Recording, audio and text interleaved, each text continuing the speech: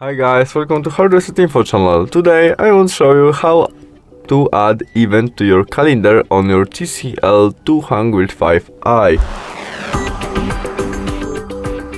Our first step to do this is from main menu. We must swipe up the screen and go to the calendar application. In it we can change view of our calendar to be easily, and we tap on day when we want to add our event, maybe 26th of January, and where we are on it we press plus icon and event.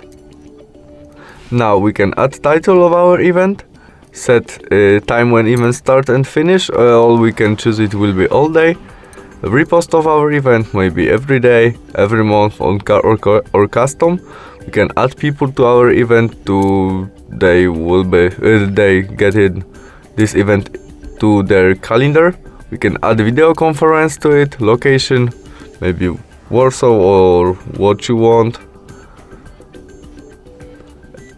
Notification at one day at 9 o'clock, the day before at 9, what you want.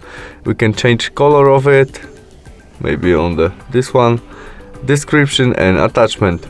And after we add all we need, we click save, and we have it in our gallery right now.